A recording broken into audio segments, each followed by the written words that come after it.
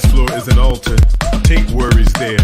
Lay burdens down, get healed, offer prayers, release all cares. No air, no pretense. We intense with intent to flow with spirit guides. Music makes us more alive. In this United Nations, we protected from the dark. This be our Noah's Ark. We shuffle 2 by 2, hurdle in prayer circles, anointed by the beat and treble. This where our feet settle, arms stretch. The affective inspiration by the DJ, anointment. Find a space made just for our feet where we release in this dimly lit sanctuary. Lights, prism, and circular motion. Rhythm in the dark is our light, sweat our lotion. Dance is revival, prayer among the reasons we come. Meditate, clap hands, quake like mountains, breathe like sky, scream and shout like stars crying for recognition. House ain't dead, house is religion.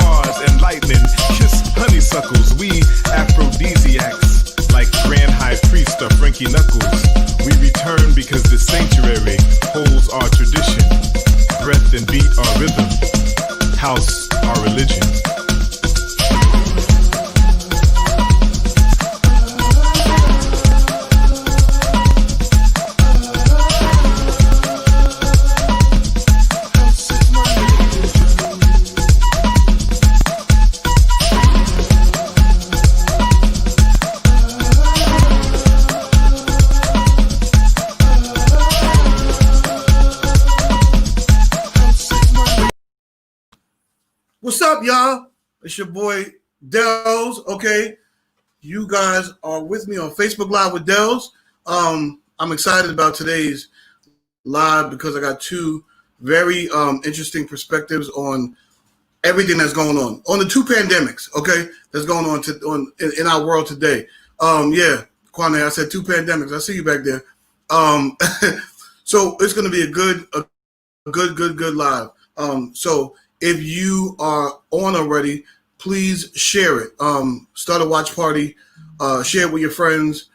Send them a inbox. Tell them that we're on live. As you could probably tell, you guys that watch weekly, I'm not in my house. I'm at the office. So I didn't make it home. So I had to just do this from my office. So don't judge me, okay? But we're gonna have just equally as much fun. But yeah, so I like to start off by just kind of sharing for new people why I started doing this. And this is gonna be the last time I share, okay? Because I'm getting tired of hearing myself talk about it. But a friend of mine posted a Facebook status that where she mentioned that she had COVID, and she described her last 2 weeks as hell. And I was like, wow, that's strong. But then she went on to talk about her symptoms, how she had high temperature, all kinds of crazy symptoms. And then she said, I would rather have my 4 children back to back than to have COVID again. And I was like, wow. But then she went on to say that, I'm still here, and basically I survived it. And so after I read that, I thought about it. We were being inundated with all of this negative news about COVID, like all the deaths, all of the people that are in the hospital, the people that are on ICU. So I was like, you know what? I need to do something to inject some hope into our people. You know what I mean? So this is kind of why I started doing this. Now, unfortunately, we've had the death of 2 of our brothers. And now we're experiencing another pandemic, which is called racism. So I'm kind of putting those 2 together today on today's live. So I'm going to get right into it. My first guest, I hate to say guest because that's like a show, and I don't want to call this a show. This is a Facebook Live, okay?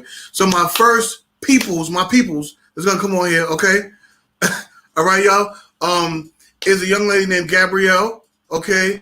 She is a nurse, okay? A NICU nurse at that, okay? And of course, she worked through the entire COVID-19 pandemic, and so she's going to share with us from her perspective. And then we're gonna go into the Black Lives Matter segment of today's Facebook Live, and I'm gonna talk to a good friend of mine named Kwame, who's been spearheading a lot of protests and things like that. So we'll get into that later. But I want you guys to put your virtual hands together for Gabrielle. What's up, Gabrielle? I can't hear you. Hi there. How are you? There you go. I can hear you now. How are you? I can hear you. I'm good. I can hear you. That's good. Good to see you. I like your braids. Thank you. I can't because there's stuff missing here, so I won't have nothing to click onto. You know what I mean? But in the middle, it's just not gonna work. Thank you. So your audio is lagging a bit. Oh. Are you on the phone? I don't know. I'm on my iPad. Okay, that's good. Okay, yeah, so maybe I just need to stop talking and let you talk. So anyway, thank you for coming on. I really appreciate it. Shout out to Leah, who introduced us. Leah, yes. I'm gonna shout her out a little later, but she is developed into the co-producer of this Facebook Live. It's hilarious. I've been knowing Leah for years, and I asked her one question, and then she just went off. Like, she gives me this type of resources. Shout out to her and her hubby, Chauncey. I want you to kind of tell us a little bit about yourself. I did mention that you're a NICU nurse, but give me a little bit more about that. So yes, I am a NICU nurse. I work in 2 different hospitals in Columbia and New York Presbyterian, and also St. Joseph's in Paterson, New Jersey. Mm-hmm. Can you hear me? Oh, that's it. That's it. She's like, that's all I'm giving y'all. I ain't giving y'all no more. Okay. I don't want to implicate any of the hospitals, because I know information can get really dicey, and especially now with all the stuff going on. Yeah. I don't want to, say things mm-hmm. that could get me into trouble. However, I have been. This is maybe going on. This is 4 years now, going on 5. Being in the NICU nursery, mm-hmm. Working as a nurse. Graduated straight from high school, going into college and nursing school, and then went straight into the NICU after I graduated. So mm-hmm. It's been a passion of mine, and wow. It's continued to be a passion of mine. Nothing has changed about how I feel about working in the NICU since COVID. So. Mm-hmm. Well, thank you for being a hero, along with all of our other nurses and doctors and first responders. Listen, there's nothing that we can give you guys or nothing that we can say that would really tap into how you guys have stepped in and just done what you love to do recently. You know what I mean? All of us out here are scared of COVID. You guys are hitting it head on.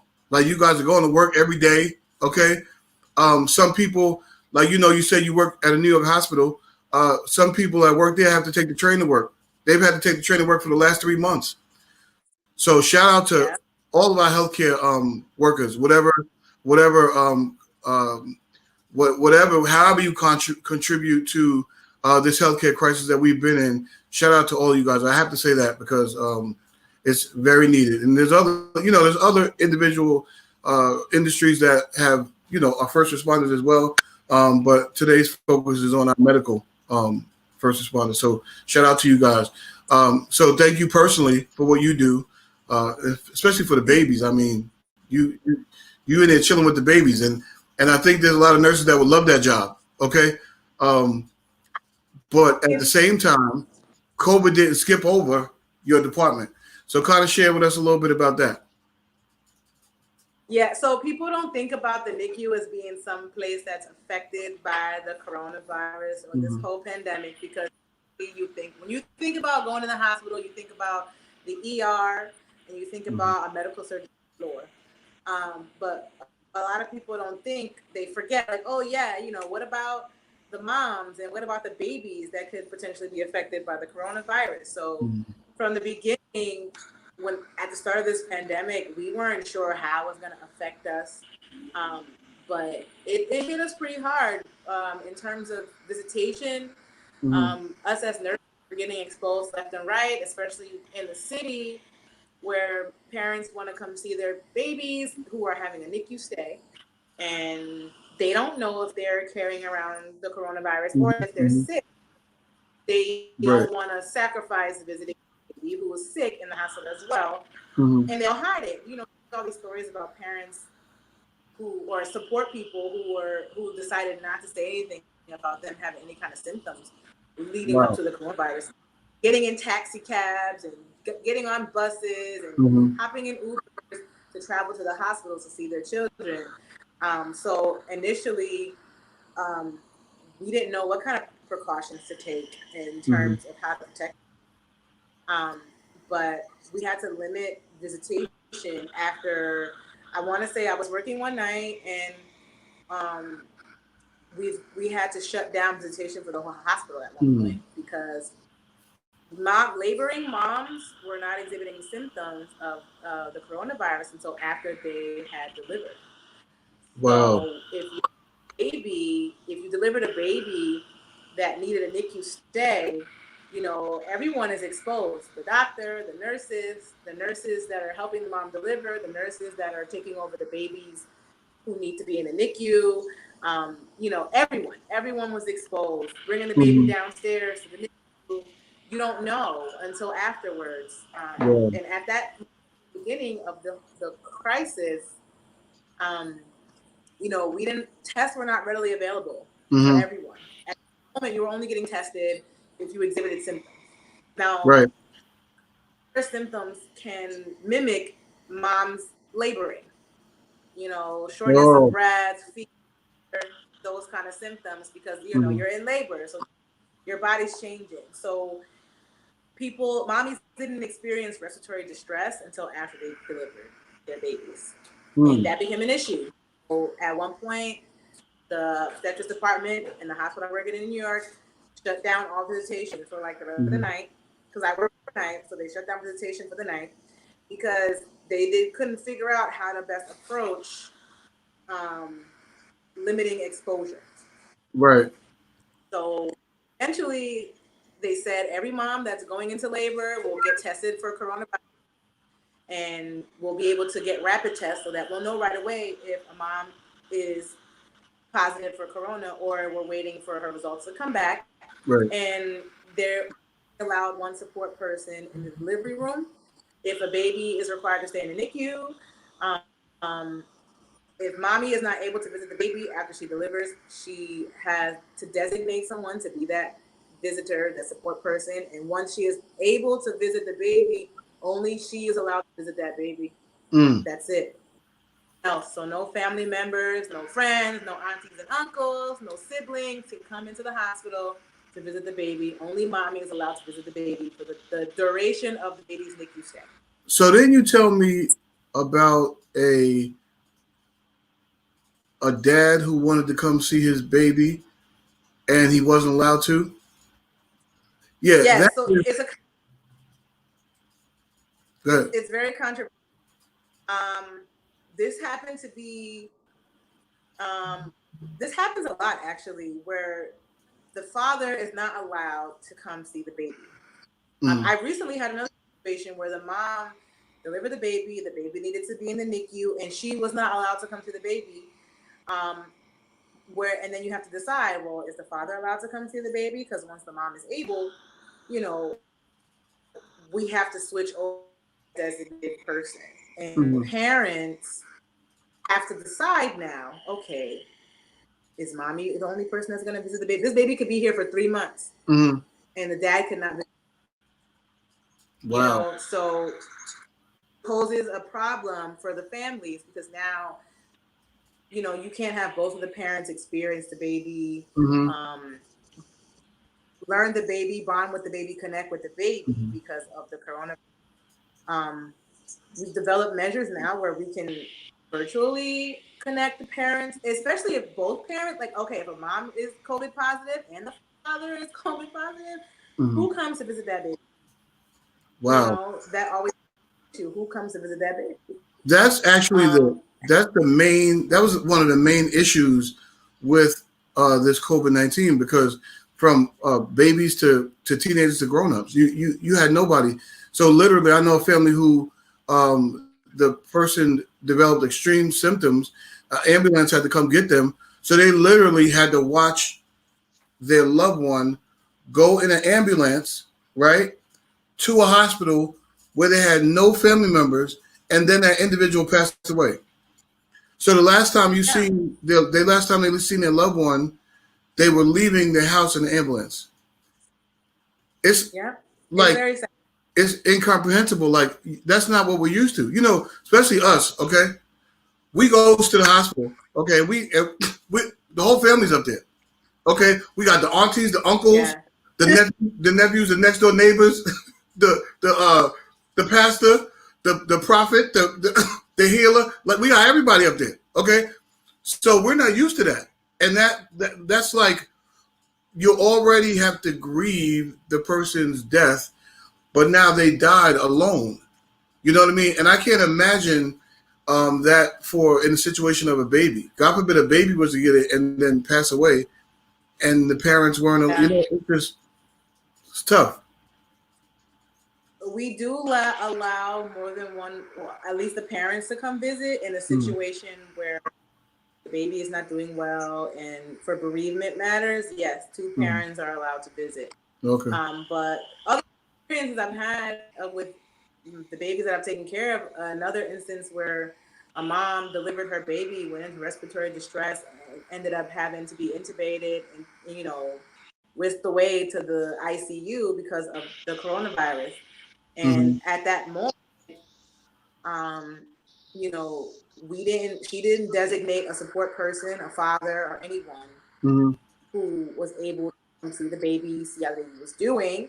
The nurses had to jump through several channels to figure out if the mom was visiting, if she was going to her doctor's appointments with a significant other, a father of the baby, a husband, boyfriend, anybody.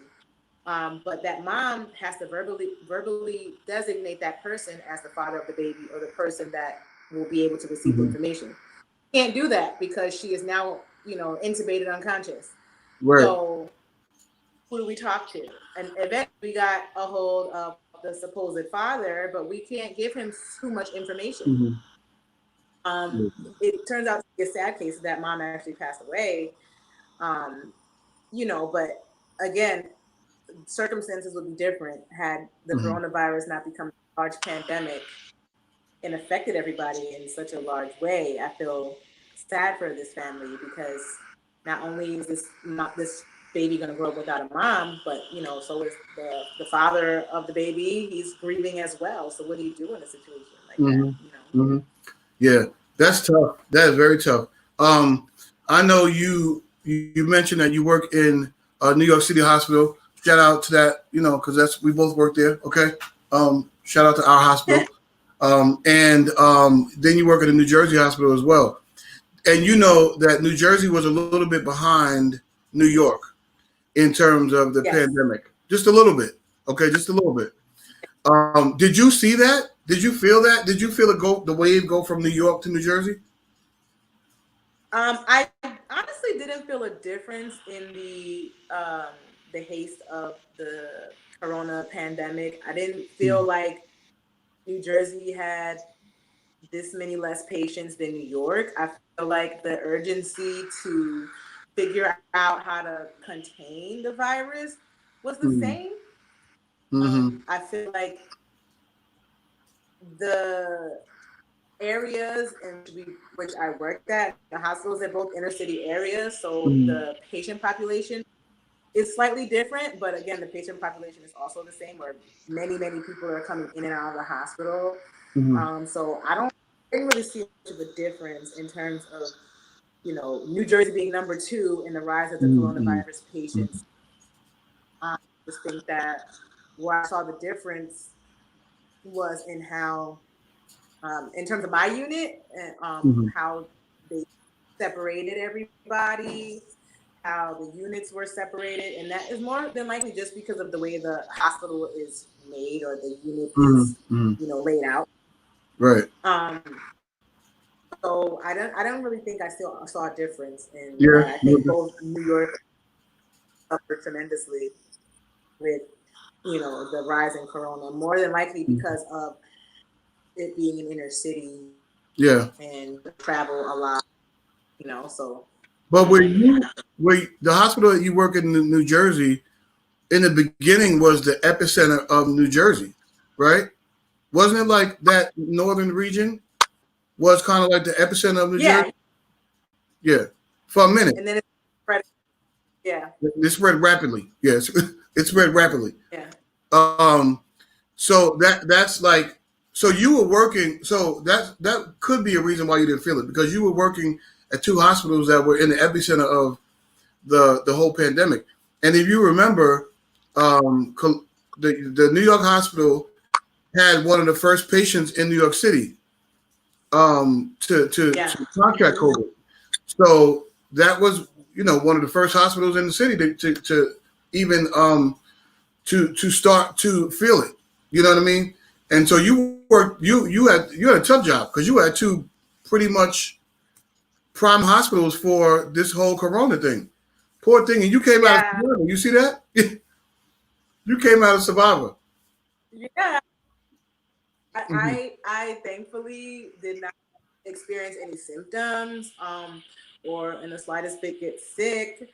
Not that I know of. I know people walk around with symptoms, but I was able to maintain my health during the peak of the entire virus. So I don't think, like, it's tough. I know it's like I've been through a whole lot, but I'm also very grateful that, again, I don't work in a unit where I'm exposed tremendously to the coronavirus. We struggled a lot with PPE, but that was because we didn't know how to approach going to deliveries and intubating patients and making sure that, we were able to have our shields and our gowns and everything, because we didn't use a lot of that stuff. We used that seldom.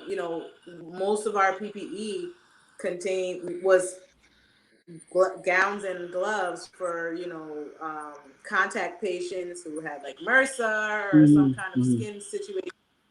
But, we didn't think about N95s and shield masks and goggles and things like that, so it became really scary at one point when PPE was just dwindling down and we just didn't have it. Purple wipes, disinfectant wipes, alcohol, even Purell was on a shortage, and it was just ridiculous, at both hospitals.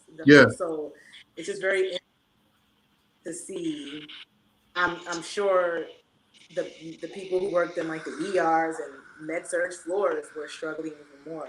At one point, though, so at my New York hospital, they made one of the hospitals in the downtown area a COVID unit, like a COVID hospital. So all the nurses that were in that unit had to come to our hospital uptown. Oh, wow. You know, work. Yeah, so that was crazy. And Wow. in the New Jersey hospital, and they were pulling nurses from the NICU, from nursery to work on experience on those kind of floors and haven't worked on those floors in a very long time. So it's kind of scary, you know what I mean? When you work with babies for so long and they're like, oh, well, you have adult experience or have had adult experience, so we need you to come work on a COVID floor. With adult babies. Yeah. So it's kind of work with adults as a nurse. So even if you've had a year or two of experience before you worked in a NICU or PEDS floor, you had to go work with COVID patients. So I would be scared out of my mind to work with adults and not having had worked with them for so long. You know, because they had a shortage of nurses and they needed the nurses. Well, I believe adults and babies are two different specialties, and especially with babies, exactly. you need to be trained, okay? Because there's some adults that work with adults and won't work with teenagers or babies, like just in regular life. You know what I mean? Like I don't feel like being bothered with adults all the time, but I rock with some teenagers in a minute. You can give me all the teenagers you want to, but some adults I don't feel like being bothered with them. So I wouldn't be a good adult nurse. I'd have to work with the teens only. The teens and the kids. I don't even think I like babies. No, kids. I love kids, but I don't want to change nobody's pampers. I'm not doing that. Some people, you know, like some people like me, I couldn't work with adults. I found my niche, and that's what it is. I like working with babies, but some people, like you said, can't work with babies. Yeah. So I can imagine catching people from the floor where they're comfortable and where they know their stuff and they know what to do, troubleshoot things, and putting them on the floor where they have no idea what they're doing.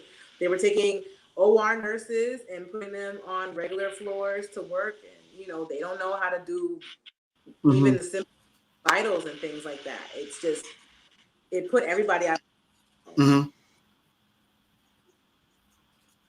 They were taking, you know, so I'm at Columbia Psychiatry, so they were taking some of our resident psychiatrists and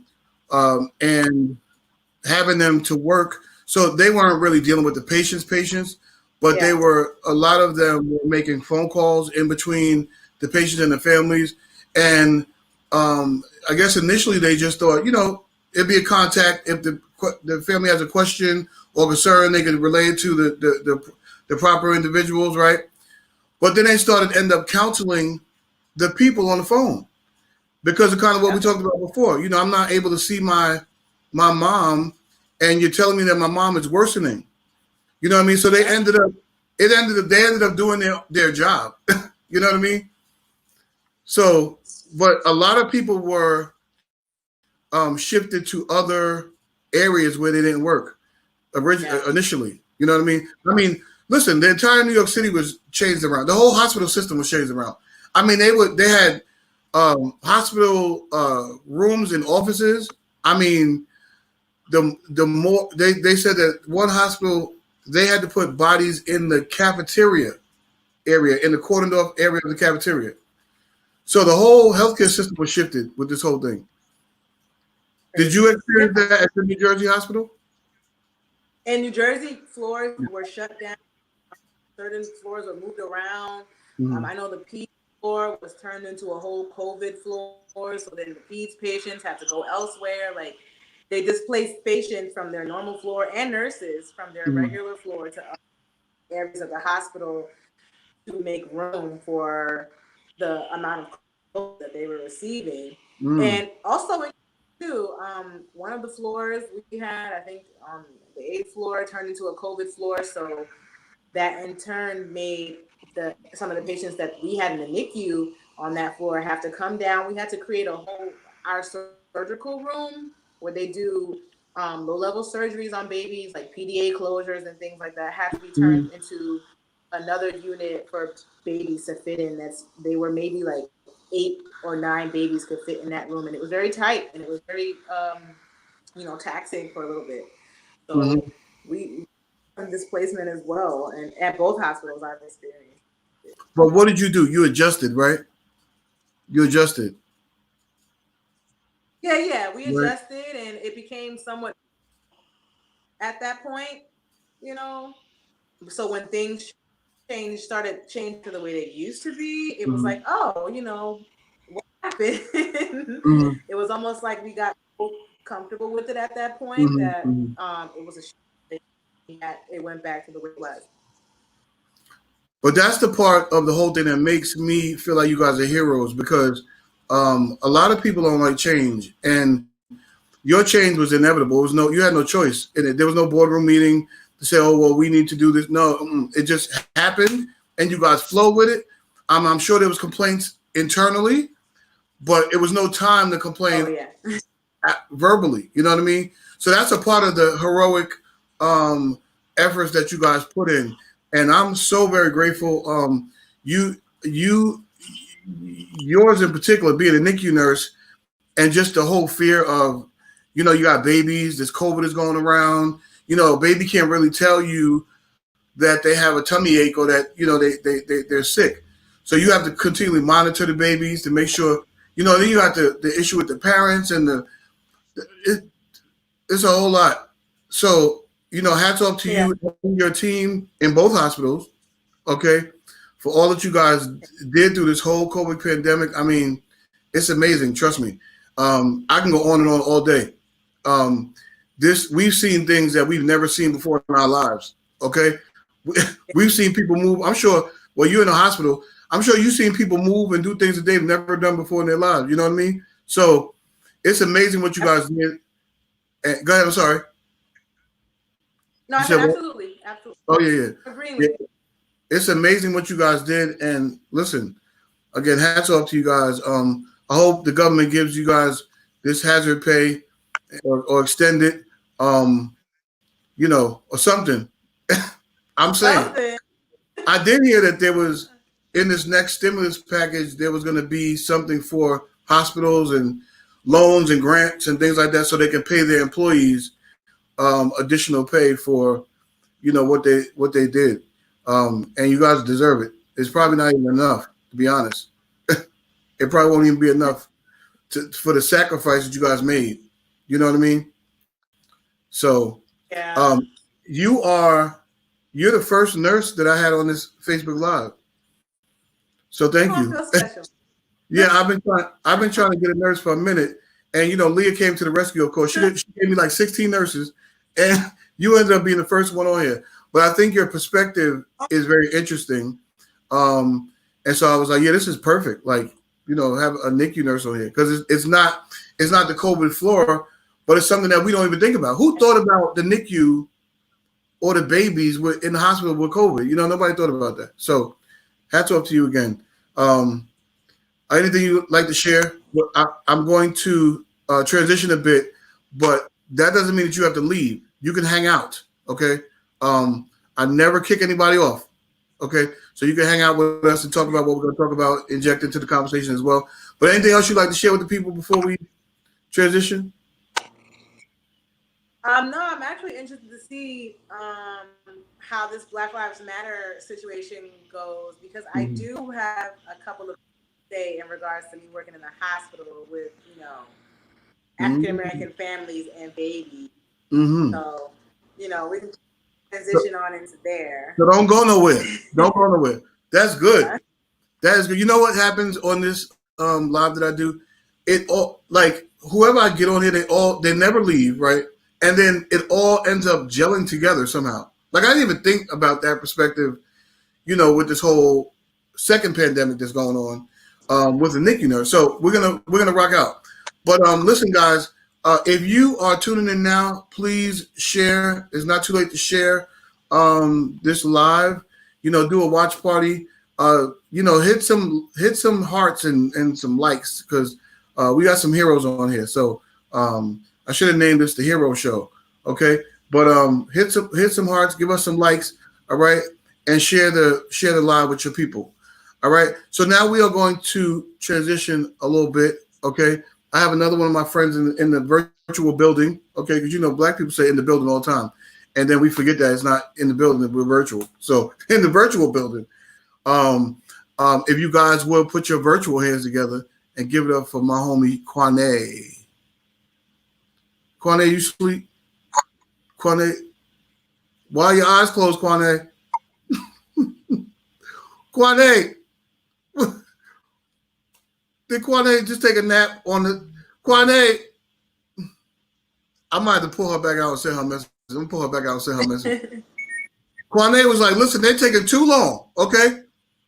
Kwane, I need you to wake up, ma'am.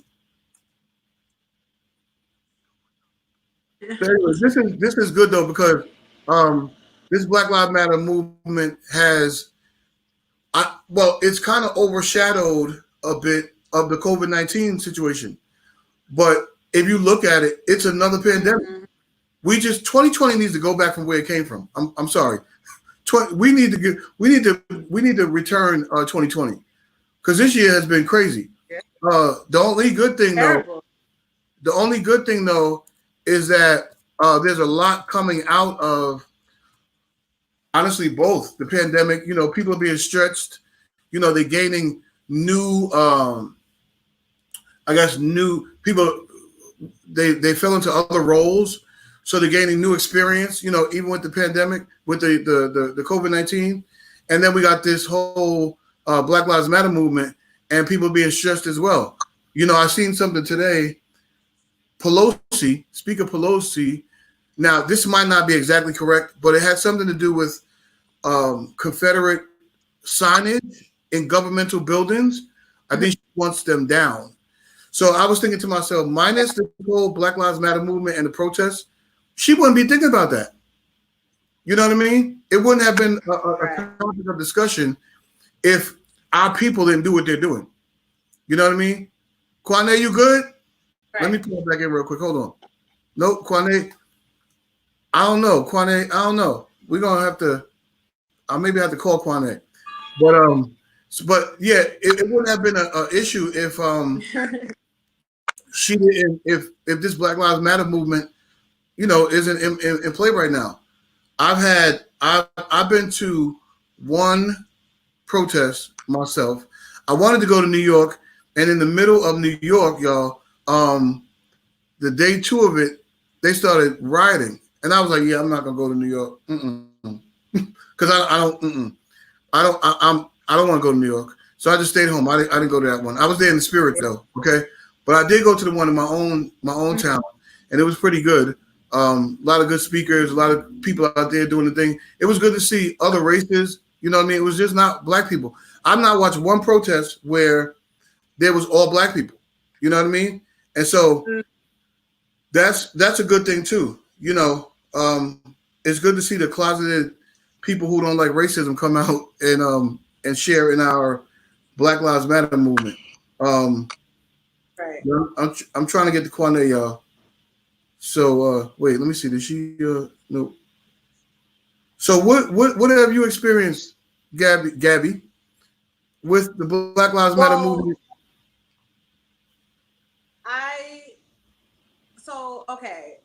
There's been a couple of instances at my job in New York where there have been racist remarks said against a nurse, and this happened a while back. Like there was like somebody thought it was funny to make a joke about this nurse, but it was it was racist, and it was an investigation apparently that was done, but nothing. It was a way back in like I want to say October, November, that time.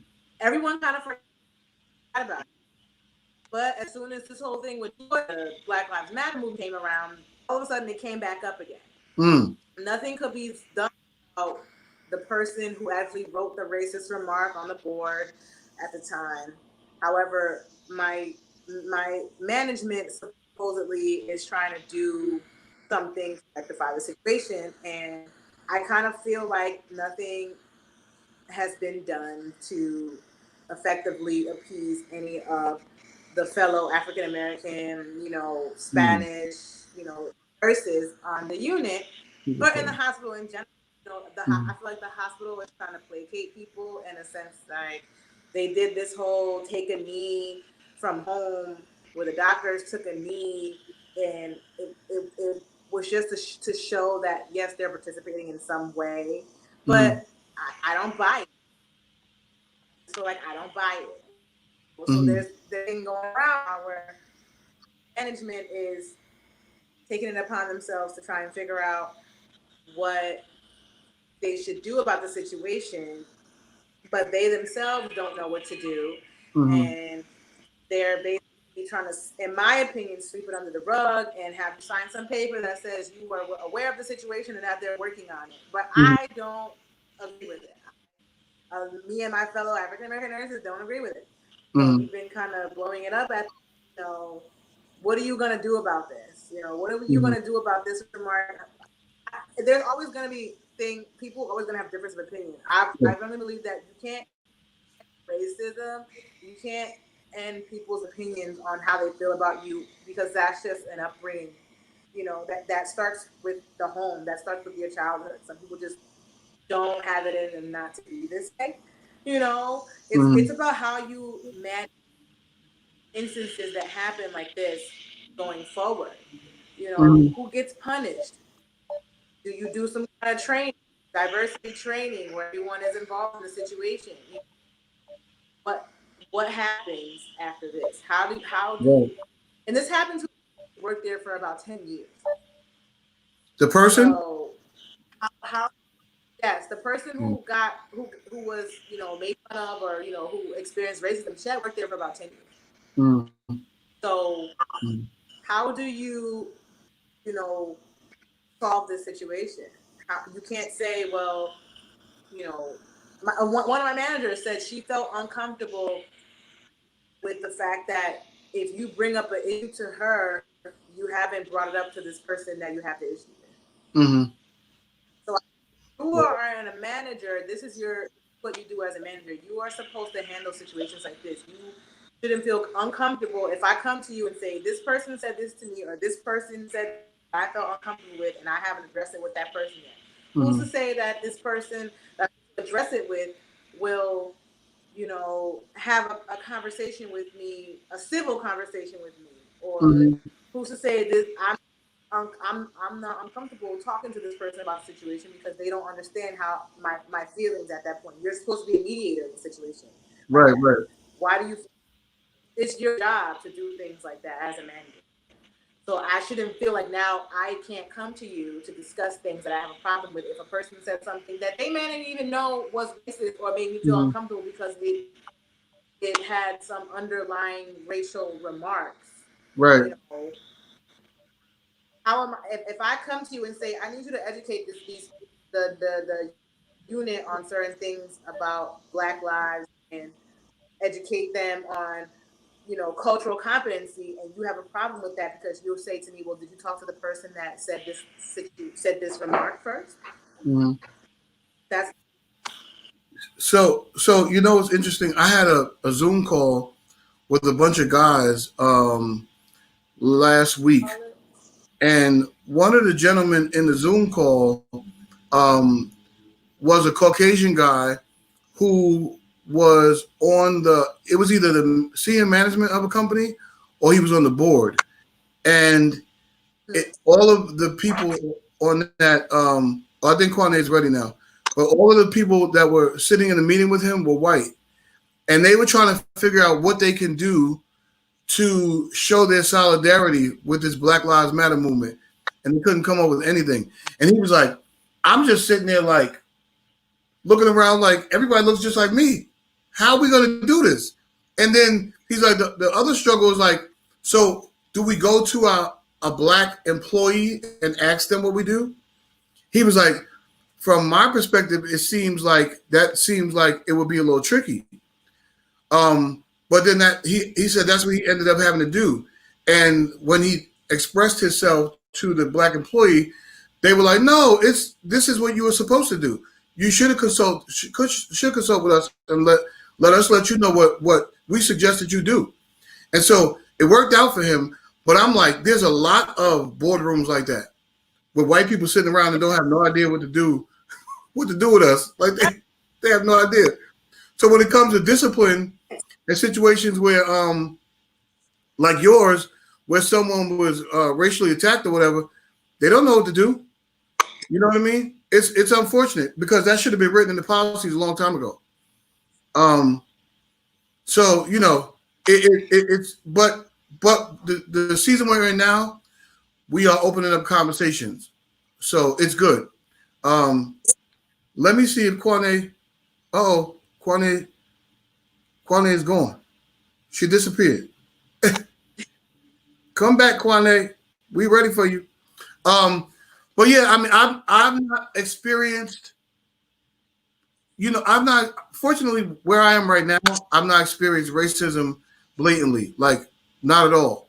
I've experienced the actual opposite, and I'm grateful for that. But where I used to work, I did experience something one time, and they would have me to go out and go to see our patients, and some of the patients were in the suburbs. And every time I went to the suburbs, I would get stopped by the local police for just driving. Okay, and I told an individual that who was in my superior, and they didn't believe me until one day they said we had to go out and do something together, and I said, you know, I'm going to drive. So I drove, and this individual was in the car with me, and what happened? The cop stopped me, and he's seen firsthand what I was talking about. And I'm looking at him like, no, now he believes me. He was pissed off too. He yelled at the cop, cursed at the cop, all of that. But I'm like, now you see what we deal with. Now you see firsthand, so nobody can ever take this moment from you. Okay? You see firsthand. So now you're responsible, okay, for anything going forward. Right. You know, in this regard. Let me see. I think Kwane's coming back. You gonna say something? Yes. Another instance that I experienced, not directly, but I had one of the patient care directors had mentioned in a meeting that we had when we were trying to discuss diversity, that a laboring mom requested that she have a black doctor to do her delivery. You know, baby. Mm-hmm. Was she black? Yes, the patient care director was black, and the laboring mom was also black. So the patient director had said she didn't know how to approach the situation because she thought maybe it sounded racist. And I said, me and this other nurse were discussing this issue, and I said, no, it's not the same as a white person saying, I do not want this nurse or this doctor taking care of me because they're black, right. She is black. It's this mom saying, I would like an African-American physician to deliver my baby because statistically, African-American women are overlooked in the healthcare industry, and they are more than likely to die from childbirth in the hospital. Right. So she should feel comfortable with the person delivering her baby because she knows statistically she could die on this table today. Right, right. Reason American women are overlooked in the healthcare industry. Mm-hmm. The director didn't know how to approach the situation. She thought that maybe this mom may have been unethical or wrong for asking this question because he thinks she's looking at it racially biased. Yeah, I told you know, no, she's not saying to you, I don't want this white man taking care of me because he's white. Mm-hmm. I just want my own people. I just want my own people to take care of me. That's it. Right. Like that I want, instead of me having a male gynecologist, I would like to have a female gynecologist. Yeah, right. So that's not racism. Yeah. It's just me understanding my chances of living are increased if I have a black doctor. Oh, I think Kwane's ready. Okay. Hold on to it, Gabby. Kwane is in the Kwane is in the virtual building. All right, Kwane, I'm gonna bring you on. Listen, guys, y'all put your virtual hands together for my friend Kwane. Boom. Uh-oh. Can't hear you.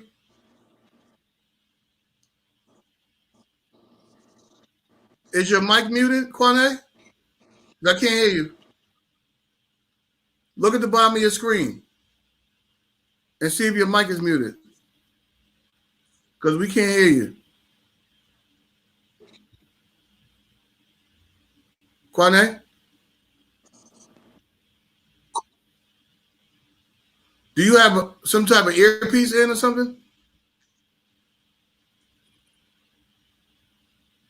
No, still can't hear you.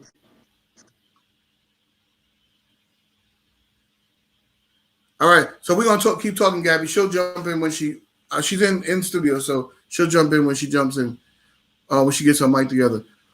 You were saying something, Gabby. Okay. Yeah. So, I had to mention to her that, you know, it's not a racial thing. It's a matter of survival.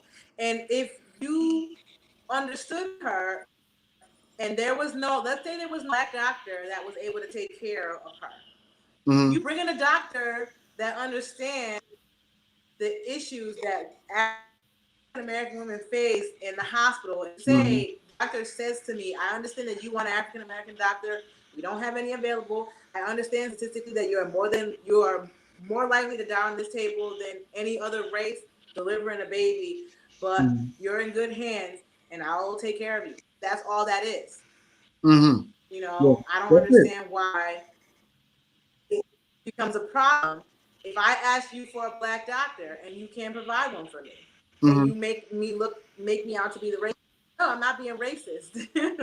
The white woman that said they don't want this black person taking care of them or their baby is the one that's being racist because of the color of my skin, not because of my skills. That's happened to me before.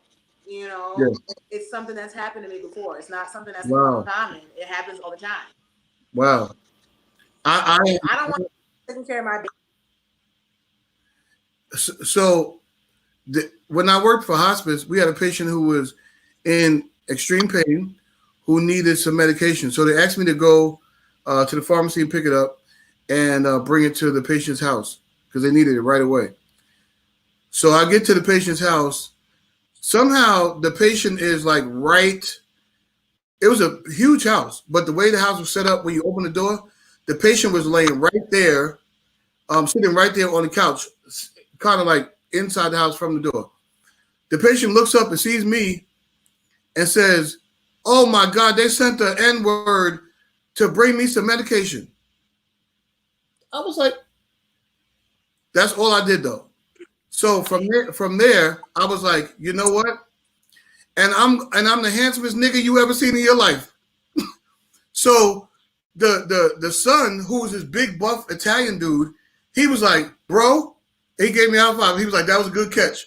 He was like, now you see what I've had to deal with for most of my life. And I was like, you know, it's okay. It's part of the job. You know what I mean? It's the patient, you know, I'm saying this to you guys. The patient was dying. I'm not gonna go in there and black on the dying patient because they're racist. You know, I let it go. I understood it as that's their thing. You know what I mean? I came to deliver something to them that they needed.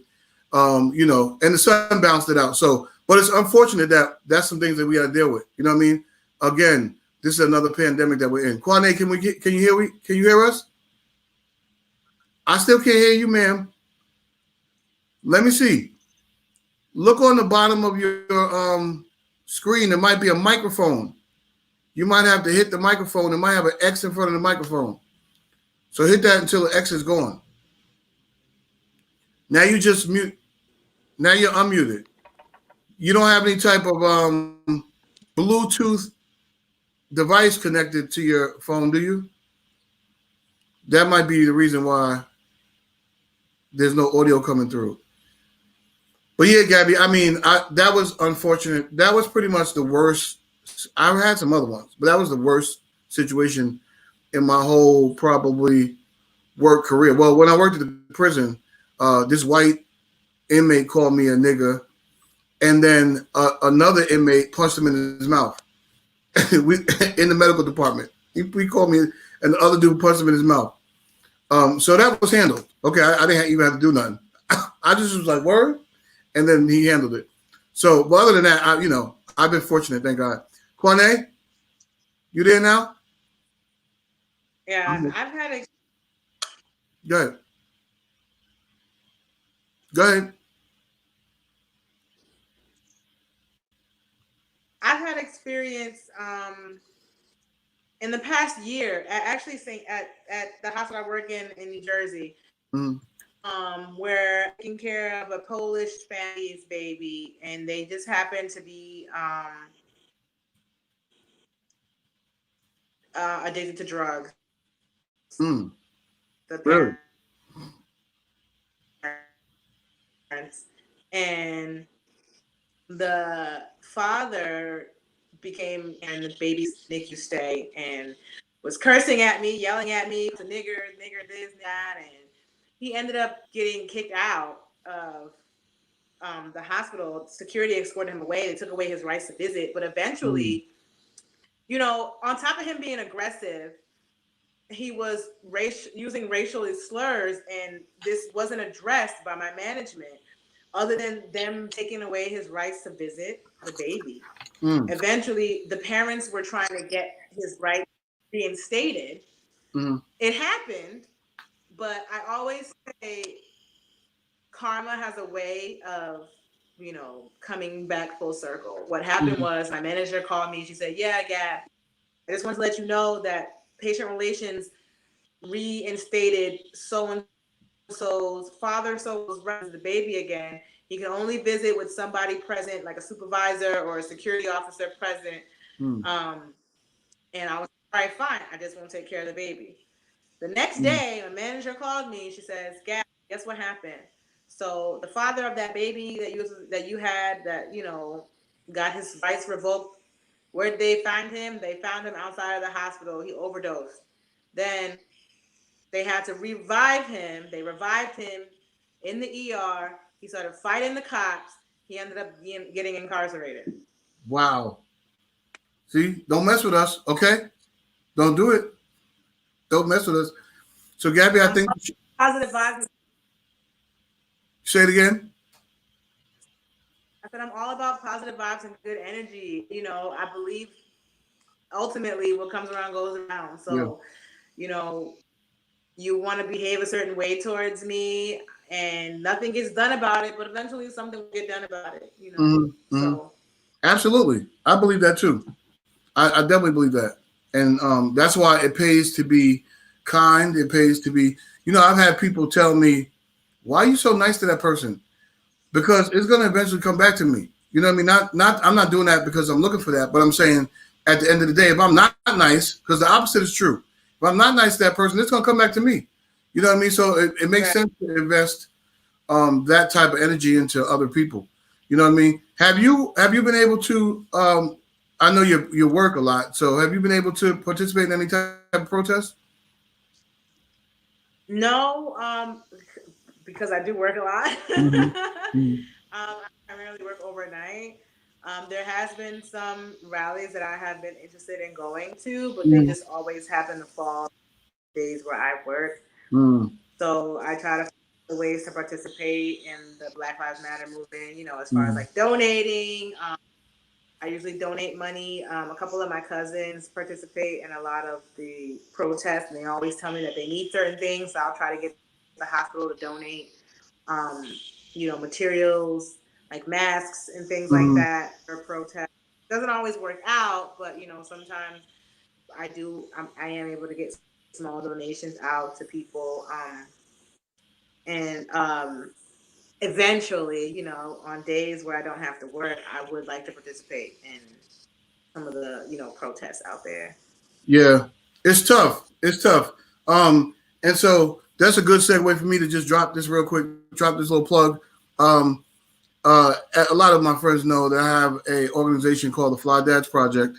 And right now, this is our way of participating in the Black Lives Matter movement. We started a campaign called 100 Black Fathers for Justice. And so here is the flyer.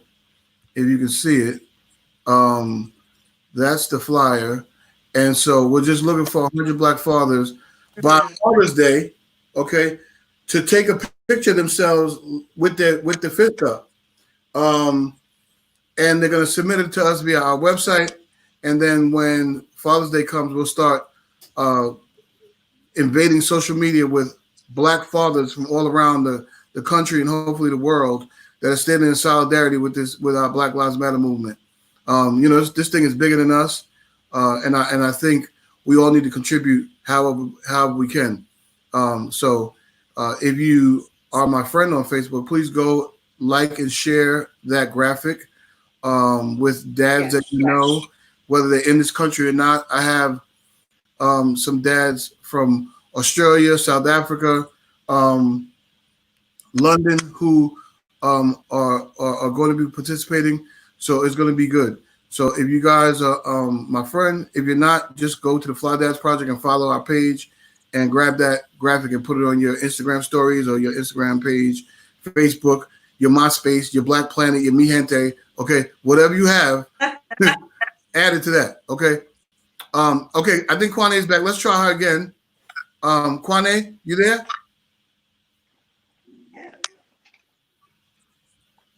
I'm here. No. Oh, you're here. Good. I'm here. Hello. Kwane is here. I hear you, Kwane. Can you hear us? Hello. Hello. I hear you, Kwane. I hear you. Now you hear me. Yes, ma'am. Can you hear us? Hear me. Uh-oh. I swear. Me and what, you in technology? You gonna blame it on technology?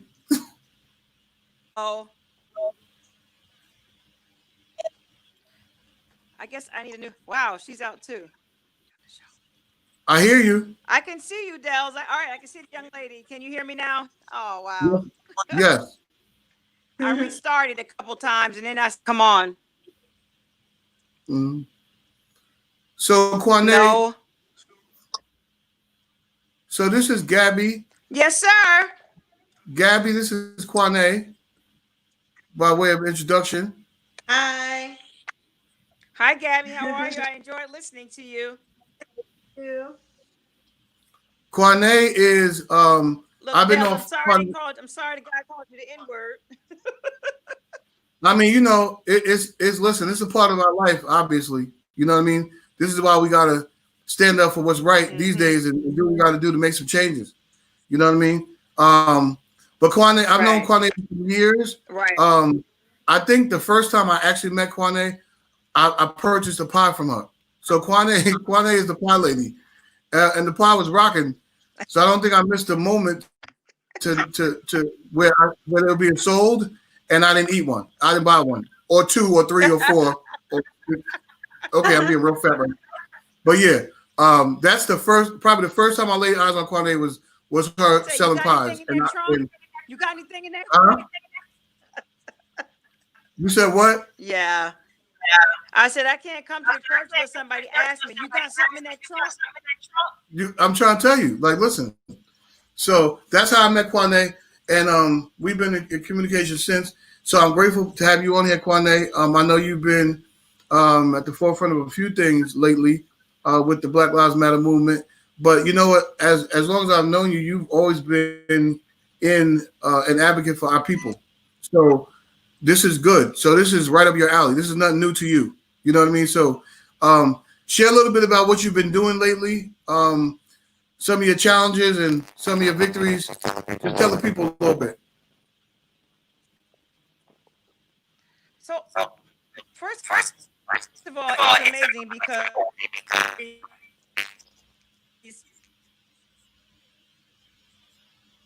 Oh, we gotta get your audio together though, because I can't hear you. You're going in and out. Oh, come on. There you go. I guess I need to upgrade my phone or something. I don't know. There you go. Just hold it right there. There I go. So I think between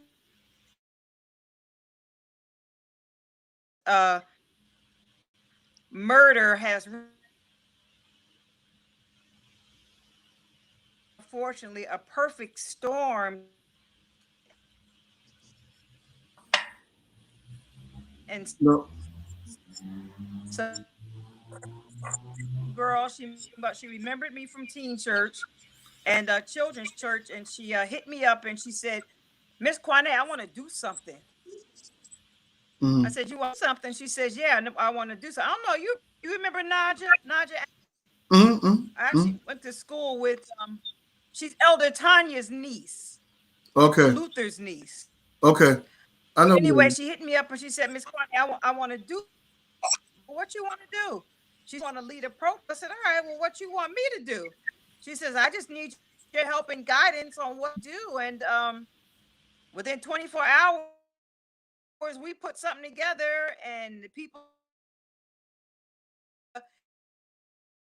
I call her the shot putting anything together. It was her putting something together, really asking me for my guidance. But as a result, to come and speak out about the injustices that just didn't start happening, that have been happening, and now people are listening. And that's what I think is the most important thing. And so the first thing I tell people is that, well, you know, for the people who say that riots don't do anything, well, riots do a lot, as we can see, because I've never seen more business and everybody ready to listen, and everybody really ready to take what we've been saying forever very seriously, if it wasn't for the young people that just said, you know what, that's it, I've had enough. Because the rest of us, my age, we were thinking about what we got to lose, right? I got to get to this job, I got this mortgage to pay, I got college, you know, but what it we, you know, going to do. And so I've just been given a platform that the kids set up for me to be able to come in and speak and spread some wisdom and add some history, some insight, so some adult perspective to do this. And so, you know, I'm really appreciative to the young people, because like I said, I was kind of like, you know what, Black people, they're happy with where they are. And so I'm not going to be out here yelling and screaming and getting my blood pressure raised, and you turn around and there's nobody with you. So yeah, this is really the young people. I just wrote in on what they started. Yeah, well, they got the right one. That's good. Kwane's very knowledgeable. Kwane's very knowledgeable about a lot of things. I you know, I like to say what I actually am, and I'm president of our local chapter of the NAACP. And so as the president of local chapter, we have been really working behind the scenes so much in terms of legislation. You know, we have become more of an organization that is into changing legislation, because, you know, we can yell and scream all we want, but if we don't have matching legislation that will hold people accountable, then all we've done is yelled and screamed, you know? Yeah. So, absolutely. The thing right now is legislation. Yeah, legislation what is do very we want important to see come out of this? Yeah. Right? What do we want to see come? I think Juneteenth from Texas. I'm not from personal family, and everything is from Texas. So Juneteenth is a personal holiday because we're from that region. But it wasn't until the signing of the 13th Amendment that really ended slavery, right? Juneteenth was just the time that some of the enslaved in Texas and the South were officially allowed to leave the plantations, but emancipation or slavery really didn't end until December 6th, signed when they finally had the amendment of the 13th Amendment, and slavery ended, and really not Juneteenth. But listen, it happens in the summer, it's hot, because ain't nobody gonna have no festival on December 6th, so I'm gonna go with it. But we need to know the importance of legislation. It wasn't an executive order that ended slavery. It was legislation that ended slavery. And that's why we have to now follow up. We need to go and we need to look at which one of our assemblymen are passing things or submitting to the floor in New Jersey. Who's co-signing with them? Who, whatever. It's like we already got bail reform. We got if you were a convicted felon or a probation, you can register and you can vote. These things are necessary. These things are important in order to to move the ball along. I'm not even going to be satisfied. We're talking about Clark in different places. Clark needs a state and federal investigation into their policing policies. That's how deep the whole runs there. It's not going to be a demonstration. You need legislation to come to Clark. You need an actual investigation to their policing practices. How long can a town that's 90% white have a courtroom that's 90% black and Hispanic all the time? There's something wrong with that picture. Wow. So we have to move towards legislation. And so, yesterday was the last day to register to vote if you're going to vote in the primaries this year, but you can still register to vote if you're going to vote in the national election in November. And so we're still encouraging people to vote. We're encouraging people to please fill out the census. All of these things are important because all of these things work together, and they're all tools that we're going to have to use so that Black Lives Matter is not just a statement, but it's actually a policy change. Because that's where we really need to go with this now. It's got to be a policy change, because how else can we hold people accountable? We can't hold people accountable to a chant. We can't do that. We can only hold people accountable through the chains and the processes that were set up, and that's through legislation, and that's through the judicial. That's good. We need more Black judges. We just got our first Black judge to the Supreme Court, a woman to the Supreme Court in New Jersey. She's not our first, but we got a Black judge back on the Supreme Court. We had one, and he was removed by Christie, I believe. And so we got another Black person back on the Supreme Court. We have more and more judges in the municipal court. We need that. We need more prosecutors in the municipal court. We need people that can take these young boys in the back room when they get pulled over for tickets or whatever, and really explain to them the plea deal that they're getting ready to take. Right. Like, do you really want to take this plea deal? Right. Do you know what you're pleading guilty to? Do you know what the consequences are to this? Are you sure you don't want to get a lawyer? These are the important things that we need, because when white children get back there, their parents are quick to say, no, they can't do this. They're going to college. They have a future ahead of them. They made the one dumb mistake. You're not going to settle and also they're ready to write the check. So these are the places where, like I said, where after we're yelling and screaming, we have to know these things. We have to know what are the powers of our mayor. What are the powers of our assembly people? What are the powers of our state people? What are the powers of our congressmen? What are the powers of our Senate? Because each one of those levels of government handles different things, and we need to know what each one of those levels handles, right? So you at the city, we don't pass laws at the city, we pass ordinances, right? So if we have ordinances that say, for example, in when I was living in North Plains, whatever, they have an ordinance that you can't eat in the car. So if you go to McDonald's, you can't sit in the parking lot and eat.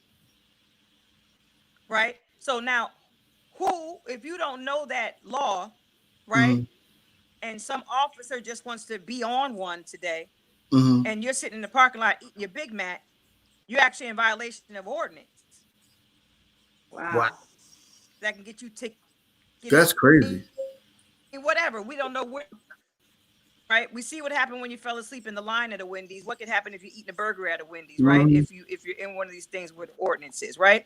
So we need to know, like, ordinances like that. I get it. They're probably there because they don't want trash or whatever. But those are little silly ways that our children and our youth get caught up in the criminal justice, because nobody has to tell you, well, I'm going to let you go this time, because we know ignorance of the law is no defense, right?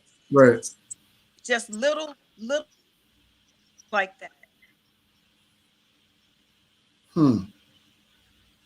That's crazy. That is crazy. That's crazy. I mean, is a ordinance against the consumption in any of the liquor stores downtown. Say that one You more can only time. buy single can skirts on the highway or St. George Avenue liquor stores. So little. Wait, Kwame, say it again. Say it again about the liquor stores. So we have to be aware of what's going on in our town and what are the things that can have us have a silly encounter with the police that can explode and turn into something else. So we have to really be aware of what's going on around us. You know, like I said, it's much bigger. I love the protest. I love what the youth are doing, but we have to now take that energy and harness it into legislation to make sure that we know what's going on in our cities. We know all of the different ways that we can encounter police that can turn out bad, right? It's more than just a taillight. And what we need to do to change those ordinances and how we have to watch. I mean, we were just talking the other day, the hoops went back up. But you're supposed to social distance and do all that. Now, you know, young people. Ain't nobody going to be playing around the world at no basketball court. They're going to get a game. It's going to be shirts against skins. So I wanted to know, what if a Karen rides by? Right. Is a Karen going to be able to call Broadway police and say, hey, a group of black kids are playing basketball. Why black? And I know they are because some of them have their shirts off and they're not wearing a mask. And then here comes Broadway. And somebody with a smart mouth does what a young person with a smart mouth does. And then it explodes and it turns into something. So, of course, as you know, NAACP president, I get on the phone because I want to know, what is the policy if this should happen? Are the cops told to arrest these kids? Are they told, what is the policy? And so basically it's we're hoping that they police themselves. So in other words, there's no urgent cry to have kids arrested and thrown off the court if they're caught playing basketball. But again, these are the things we need to know, because technically one of the police officers can decide they want to be on one. And then it explodes again. So policy, we really got to work on policy. Policy is important. And I don't know that a lot of these young people realize that, you know what I mean, that they need to couple their protest with voting. Make sure you get out there and vote. You know what I mean? Right. It's important because the system is already policied against us. So, right. You know what I mean? So we like you said, we can protest, we can make our chance known, and we can make what we want known. But at the end of the day, we don't change legislation.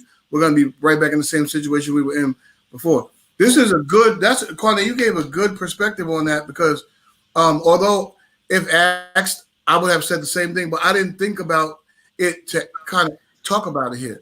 That's a good perspective.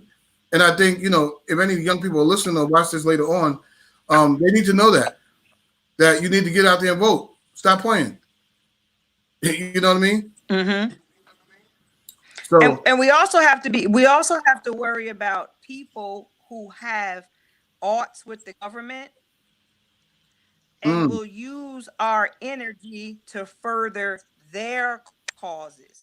That's where we see a lot of these places where there are white people who are breaking windows and setting fires. They're using the message or the energy or the movement of the young people, trying to co-opt it for their own purposes. To me, it's no different than when the Sons of Liberty dressed up like Native Americans and threw the tea overboard. This is what they're basically doing. They're dressing up as African Americans, or taking the African Americans' perspective in anger, harnessing it for their good, and making it about them, knowing that we would be the face of the rioting, we would be the face of the looting, we would be the face of the arson, when they're really the people who are throwing the rocks and hiding their hands. And so that's another perspective with the rioting that I'm concerned about. It's the people who are coming to co-opt that for their own purposes, using our anger. So we got to be really careful about that group, because I don't really think that they're really for us. They're using us for their own anti-government purposes. Mm-hmm. Right.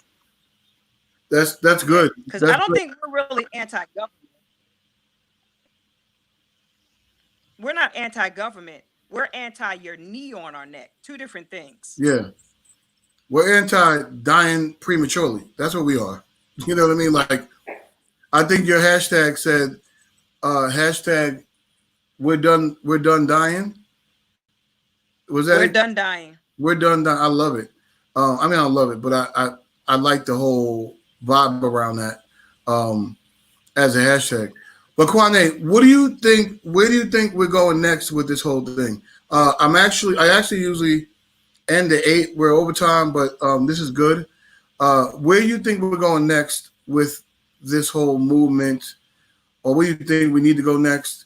Gabby, feel free to jump in at any time. But where do you think we need to go next with this, or what's next on the I'm afraid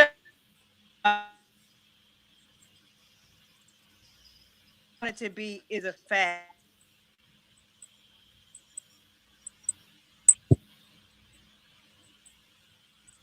You gonna have to repeat yourself, Kwane, because I can't hear you. She probably talking up too, Gabby. You got me? There you go. Say that all over. Hello? Yeah, you're there. I said the place we need to go is to our mail-in ballots. Okay. We can't go to the voting booth right now because of COVID, but we need to go to our mail-in ballot. That's number one. If you got your mail-in ballot, you need to go ahead and mail that in. Because if you show up at one of the polling places, and by the way, Union County, where I live, we have brought it down to, I believe, only 75 places that you're going to be able to vote in the county. So you're not going to have as many polling places open.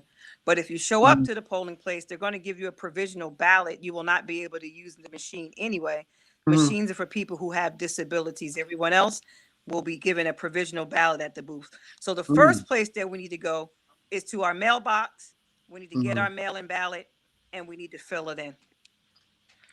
The next place we need to go is we need to go to our local politicians, and we need to say, hey, do you have a Black agenda? Do you have a Black agenda? What do you have in place to address issues in your own town? You know, some of us like to say, oh, we have no problems here. We all went to high school together. We all played football together. Yes, but what happens when we all graduated together? What happened? You know, where is this going? You know, do you have, how many officers of color do you have on your police department as compared to the population of the city? Right, right. And what are you going to do to address that? We need to ask, do you notice the number of people or the color of the people who are in our courts? Does that population match the percentage of the people who live here? And are we engaging in racial profiling? See, because not every police department is beating us. You know, Broadway has a very, very, very low force report. We're one of the best in the county in terms of having an encounter with the police and it turned out violent. Well, you know what? Like other cities, we do have racial profiling because the number of African Americans and Hispanic people that show up for court is ridiculous as compared to the population in the city. So that's it. And then again, we need to go to our assembly people because they are the ones who write and float legislation for the state of New Jersey. We need to know, what bills are you writing to address what's happening? Where are you with defund the police? Where are you with making sure there's enough funding to close some of these gaps that are the result of redlining for years and racial profiling and making sure our young people get caught up in the system? So those are our first steps. Vote in the spring, vote in the summer primary, vote again at the fall, ask for meetings with your local politicians, see where they are in terms of how the police are trained. You know, ask simple questions like, what happens if they turn the cameras off? What is the consequence? Will there be immediate firings? You know, so really, really, really beginning to make some noise at the local level is where I think we should start, because that is where we have the most influence as citizens, is at the local level. Yeah. That's good, and I think we need to educate ourselves too, as to the laws and the policies of or the ordinances of our Yes. city.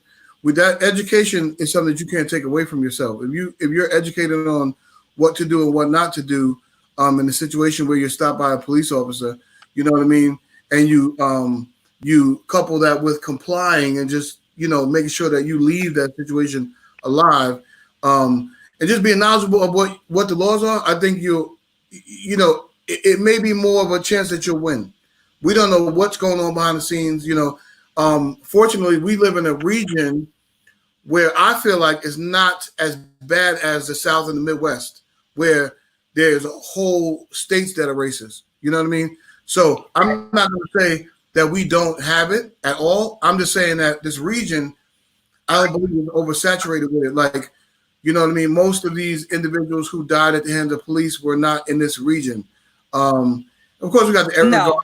yeah. So even in our region, though, we still need to educate ourselves on what's going on and what the laws are. I think that's important in addition to what you said. So that's good. That's good advice, Kwame. I think we're gonna cut here. I don't mind going overtime, but we did go a little bit overtime. But we'll Yes. probably do this again one day, Kwame, because this was good, and you gave some good, really good advice for people and good perspective. And I'm grateful that you said yes to come on. Um, any parting words? Feel free to No, share. I just want to thank you for the opportunity. Thank you for the opportunity. Thank you for inviting me. Thank you for thinking of me, and thank you for thinking Mm-hmm. that I have a voice that needs to be heard. I Mm-hmm. appreciate it. I Yeah, we appreciate it, and thank you for this service that you provide. This was a really listen. good topic. It was needed for our people, and thank you for spearheading. Yeah, we all have a voice, Kwame, to be honest. But we need to speak. We can't stay silent. You know what I mean? So if this is my little way of doing it, this is how I'm going to do it, and whatever else I come up with. You understand what I mean? So we all need to speak. We all need to be silent at one time. Not to say that silence is a totally bad thing, but at the same time, if you're able to speak, speak.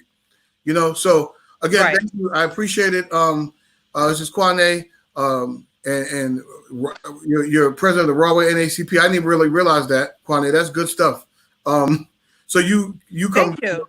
from another perspective where you know what you're talking about. So thank you again, and thank you all for tuning in to this segment of Facebook Live with Dellz. I'm really grateful to all you guys that tune in weekly. Come back next. I'll be doing this again on Monday. Okay. So I'm still securing my guests. I'm trying to get some NYPD. Okay. So y'all pray for me. Because I want to hear from the NYPD, the people that are actually in the trenches and doing it, African American brothers and sisters. So I'm trying to work on that. So again, y'all pray for me. But I will be back on Monday at 7 p.m. Facebook Live with Dellz. Once again, thank you all for tuning in. Thank you, Kwane. Thank you to my other guest, Gabby, the NICU nurse, who offered some great information, great perspective on that in that regard. And I will see you guys next week. Until then, God bless. Stay healthy and stay alive. Thank you. Stay alive. Right there.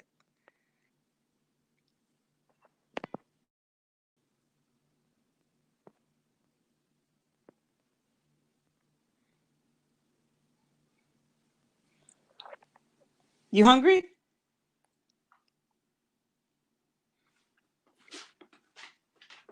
I don't think you ate.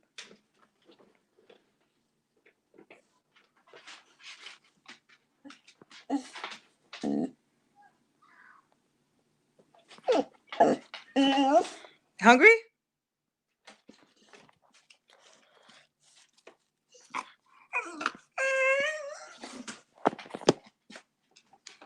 Hungry?